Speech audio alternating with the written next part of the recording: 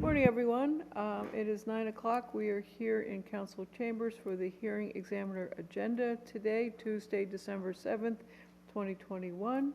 I'm calling the hearings to order. Mr. Heller, would you like to address the second hearing that is on my agenda? That would be hearing B. And I'm going to ask the clerk just to announce the address, please. Thank you.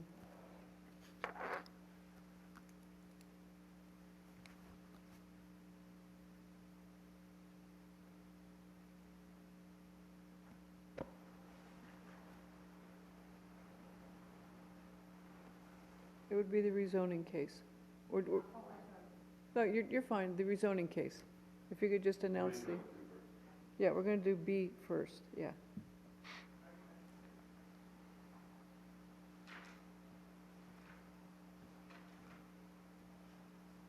Case number CA210016.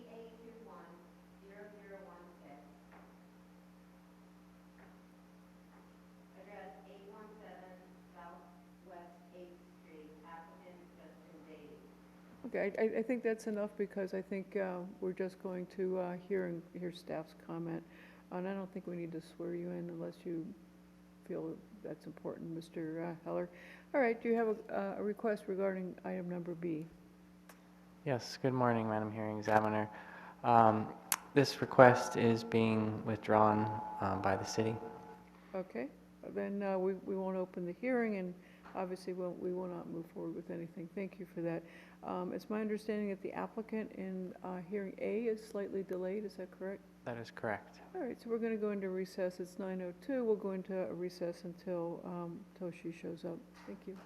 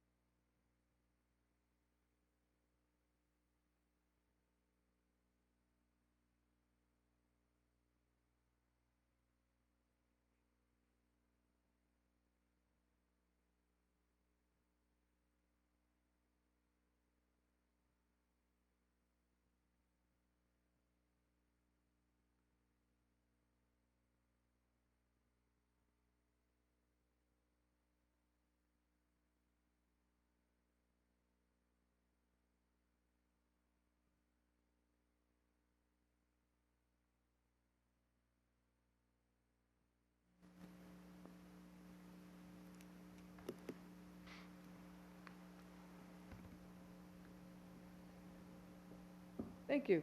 All right, so we're going back from the recess back into the hearing process, and at this time, I will call hearing number A. Madam Clerk, would you recite the case and then swear everybody in? Thank you. Thank you, Madam Hearing Examiner. Case number VP 210010, address 919 Dolphin Drive, applicant Jose and Lisa De Silva. The owner's request to vacate 2616 square feet of Manor Canal right-of-way and all underlying easements, along with 408 square feet of platted easements associated with the north property line of 919 Dolphin Drive, lots 19 to 20, block 14. A 33-foot wide strip of unexcavated canal row exists between the rear or north property line and the seawall. For most platted waterfront sites in the city, the rear property line extends to the edge of the water body. The applicants seek to vacate 2616 square feet of right-of-way to extend the site to the edge of the seawall. Any person giving testimony, if you may, please stand and raise your right hand. Ms. Richards, are you providing testimony today? You're the applicant's representative. You will need to do a presentation. Could you stand up and be sworn in, please? Do you solemnly swear or affirm that the testimony you're about to give is the truth and nothing but the truth? Yes. Thank you. You may be seated. Okay, and before we, go ahead, Mr. Heller. I was just going to say that this case was properly advertised with a sign posted on the property and mailings sent out to all property owners within 500 feet and an ad run in the local newspaper. Thank you. I will find the proper notice was given. And I do want at this time to introduce our process. It's a little bit different than what's followed in other jurisdictions. As we've just noted, the clerk will read the introduction to the case and swear in anyone who's testifying. Mr. Heller has testified regarding compliance with public notice, and I have found the public notice is complied with. Following that, the city regulations require the applicant to present a case. City staff would go second and present a case. Then public comment is heard. Once it's closed, it will not be reopened. And then the applicant responds to questions, makes any final comments. Staff responds to questions and makes any final comments. And then the hearing is concluded. If you have comments to make, please come to the microphone. And if you have a cell phone with you today, please turn it off or silence it if possible. All right? So can we have the applicant's representative up, please? Thank you.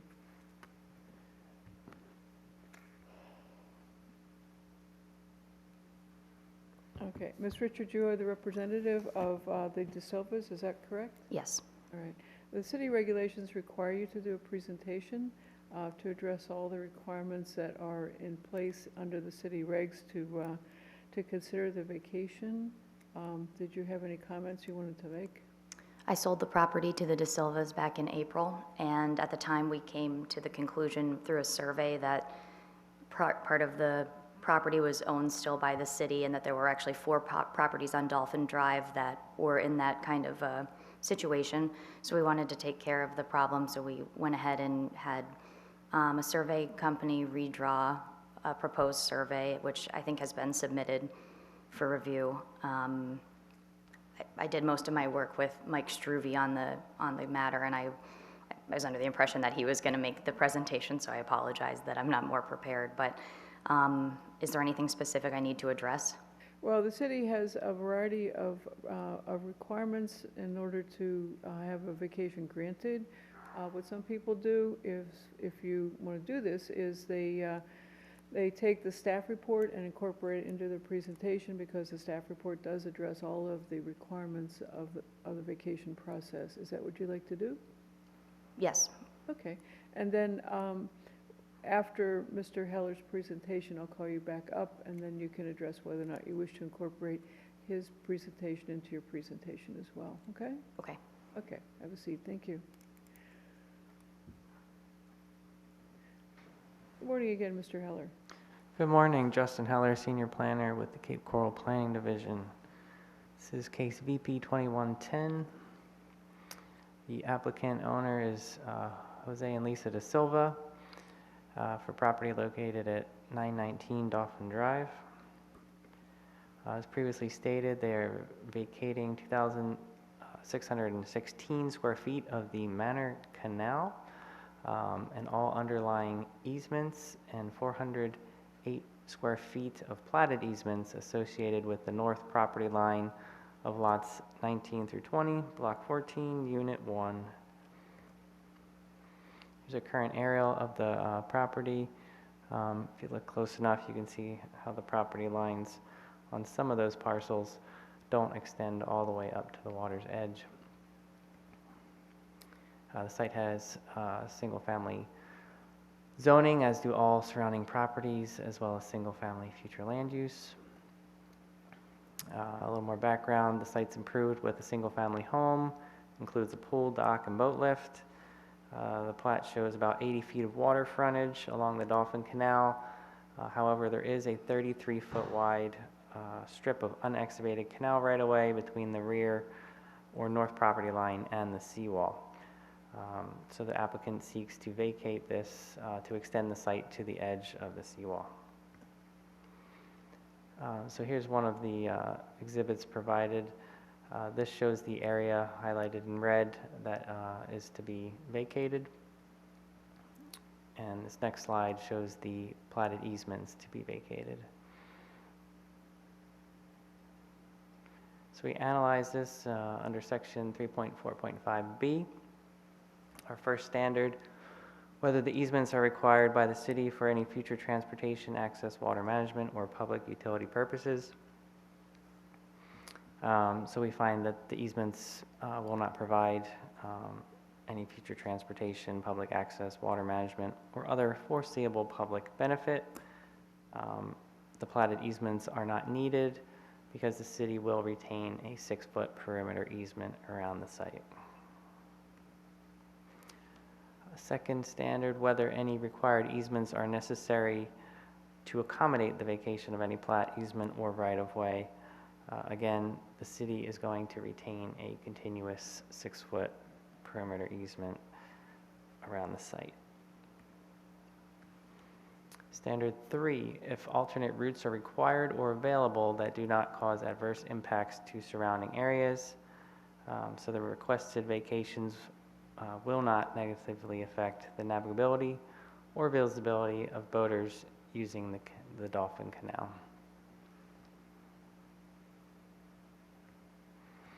Standard 4: if the closure of a right-of-way negatively affects areas utilized for vehicles to turn around and exit an area. This vacation doesn't include a request to vacate either an alley or street right-of-way, so we determined this criterion is not applicable. Standard 5: whether local utility providers have given consent to the vacation of plat, easements, or right-of-ways. So all 3 utility providers have issued letters of no objection regarding the vacations.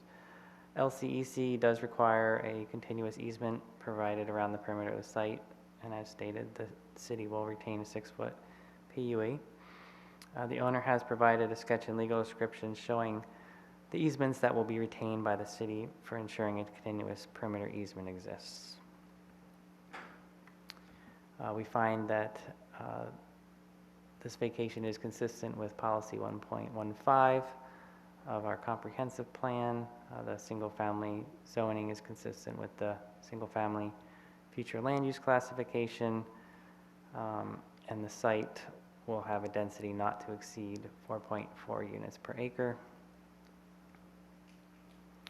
Staff is recommending approval with conditions. I have not received any correspondence pertaining to this case, and I can go over the conditions if you like.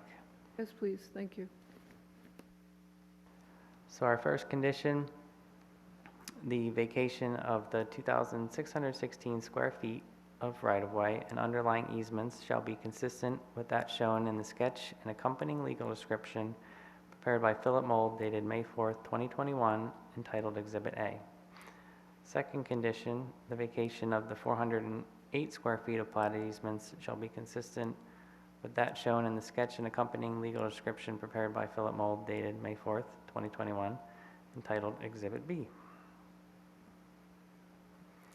Condition 3, the city shall retain a public utility and drainage easement with a minimum width of 6 feet around the perimeter of the expanded site as shown in the sketch and accompanying legal description prepared by Philip Mold dated May 4th, 2021, entitled Exhibit C. And I have these exhibits for you at the end of this hearing.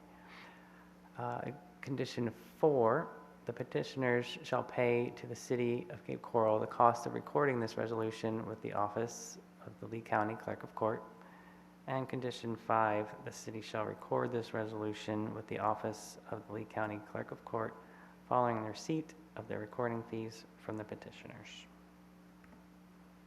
Stand by for any questions. Thank you. Do you wish to incorporate your staff report into your presentation today? Yes, I would like to incorporate my staff report into my presentation at this time. Okay, fine. I will grant that wish. Thank you very much. I don't have any questions. Thank you. This is a public hearing. Are there members of the public who wish to provide input or testimony? Seeing none, I'll bring it back to the applicant. Ms. Richards, could I have you back up, please, again? Thank you.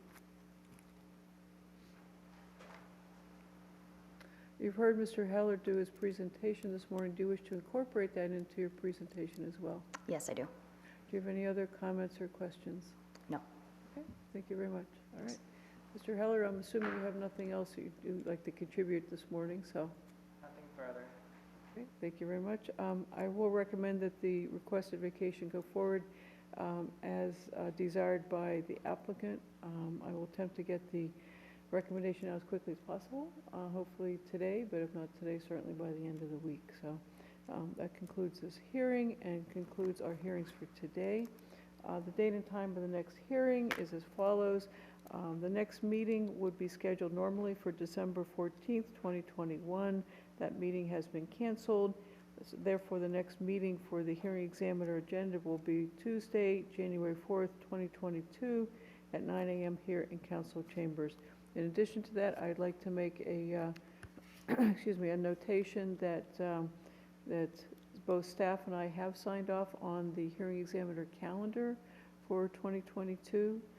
Madam Clerk, did you want to make any comment regarding that? It will be available on the website shortly. Yes, the schedule will be advertised in the Breeze, and it will be up on the website for public notification. Thank you. And so it is officially approved, at least insofar as my participation requires that. We stand adjourned at 9:19. Happy holidays, everyone. Thank you.